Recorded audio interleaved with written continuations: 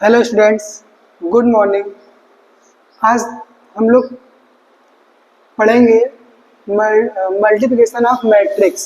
Multiplication of matrix हम लोग दो मैट्रिक्स को किस तरह कर सकते हैं मल्टीप्लाई।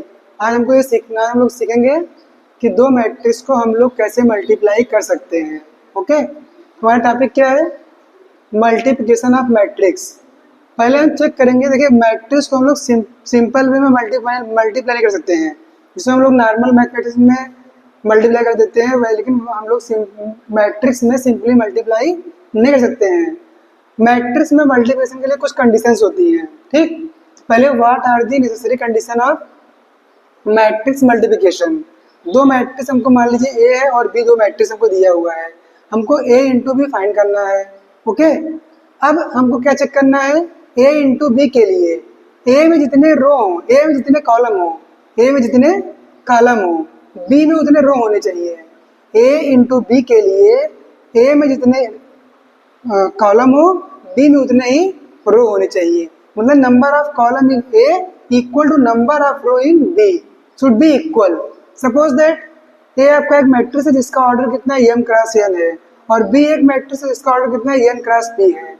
ओके, अब देखिए यहाँ पे ए में कितने रो का कॉलम है? n, और बी में कितने रो हैं? n। दोनों इक्वल है, n equal to n, yes, n equal to n। Then a into b is possible, then a into b is possible, मतलब हम a और b को मल्टीप्लाई कर सकते हैं। तो a इंटू बी का हमारा ऑर्डर क्या हो जाएगा? m cross p। a into b का हमारा ऑर्डर क्या हो जाएगा? m cross p। अब हम चेक करते हैं कि हमारा b इंटू ए पॉसिबल है नहीं पॉसिबल है। अब b इंटू ए के लिए b का ऑर्डर कितना? m क्रॉस p है, और a का ऑर्डर कितना है? m क्रॉस n है। और देखिए यहाँ p इक्वल टू m है, p इक्वल टू m। ठीक, अब क्या यहाँ पर आपको p इक्वल टू m दिख रहा है? नहीं दिख रहा है, तो b into A is not possible, b into A is not possible. तो आपने यहाँ पे क्या देखा? अगर मैट्रिक्स मल्टीप्लिकेशन में a इंटू बी पॉसिबल है, जरूरी नहीं है कि b इंटू ए भी पॉसिबल हो। लेकिन सिंपल मैथमेटिक्स में जो हमारा a इंटू बी होता है वही हमारा b इंटू ए भी होता है।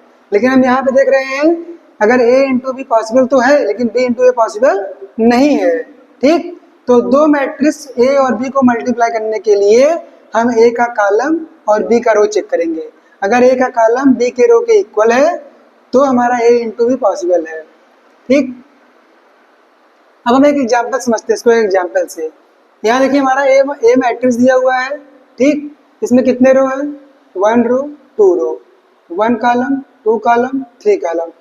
तो ए का ऑर्डर कितना हो गया? 2 क्रॉस 3 हो गया। और एक बी मैट्रिक्स है 2 3 4 5 2 1, 1 रो 2 रो 3 रो, 1 कॉलम 2 कॉलम। तो ए का हमारा बी का हमारा ऑर्डर कितना हो गया? 3 क्रॉस 2। बी का हमारा ऑर्डर कितना है? 3 क्रॉस 2, और ए का हमारा ऑर्डर कितना है? 2 क्रॉस 3। ठीक, हम देखते हैं, सबसे पहले हम चेक करते हैं ए इंटू बी। ए का हमारा ऑर्डर कितना है? 2 क्रॉस 3, और बी का हमारा ऑर्डर कितना है? 3 क्रॉस 2। तो ए का कॉलम बी के रो के इक्वल है, ए का कॉलम बी के रो के इक्वल है। ठीक, तो a इंटू बी हमारा क्या हो जाएगा? a इंटू बी का हमारा ऑर्डर क्या होगा? 2 क्रॉस 2, मतलब हमारा a इंटू बी पॉसिबल है, और जो a इंटू बी आएगा उसका ऑर्डर क्या होगा? 2 क्रॉस 2। अब हम निकालते हैं a इंटू बी, करते हैं मल्टीप्लाई। a इंटू बी हमारा पॉसिबल है, तो a इंटू बी हम लोग सॉल्व करते हैं।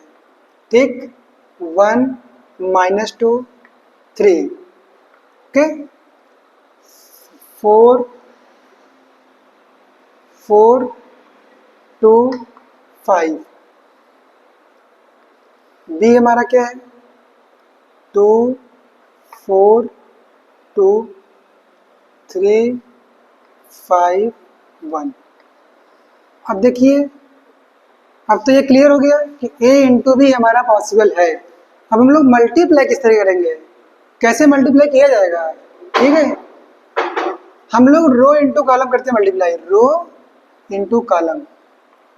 ऐसे चलेंगे इस तरह से, row into column, row into column, मतलब first row into first column, first row into second column, first row into third column. ठीक, तो पहले हम लोग फर्स्ट रो का, ए के फर्स्ट रो को बी के सभी कॉलम से मल्टीप्लाई कराएंगे, ठीक। 1 इंटू टू, 1 इंटू टू, फिर तुरंत प्लस, हर मल्टीप्लाई के बाद प्लस का साइन, तो 1 इंटू टू हो गया, फिर -2 into four, plus -2 into four, फिर प्लस 3 इंटू टू। और देखिए फर्स्ट रो का फर्स्ट कॉलम से मल्टीप्लाई हो गया, अब फर्स्ट रो का सेकंड कॉलम से कराएंगे multiply, 1 into three, 1 into three, फिर तुरंत प्लस, ओके, फिर -2 into five, -2 into five, plus फिर आपका 3 इंटू वन, ओके। अब देखिए सेकेंड मैट्रिक्स में कोई कॉलम नहीं बचा है, ठीक। जब उसमें खासा हमने फर्स्ट रो के सारे कॉलम से मल्टीप्लाई करा दिए, तो फिर हम आ जाएंगे सेकेंड रो पे, और second row first column, second row first column, second row first column, 4 into two, 4 into two, okay, plus 2 into four, 2 into four, plus 5 into two, 5 into two, okay, फिर 4 into three, अब second row second column, second row second column, second row second column, ठीक, 4 into three, plus 2 into five, 2 into five, plus 5 into one, 5 into one, okay. अब कोई column नहीं बचा है, तुम्हारा multiply हो गया, इसको हम सिंप्लीफाई कर लेते हैं, 1 2 जा 2, 2 -8 प्लस 6, फिर 3 -10 प्लस 3, फिर आपका 8 प्लस 8 प्लस 10, फिर आपका 12 प्लस 10 प्लस 5, तो हमारा आंसर क्या आ जाएगा,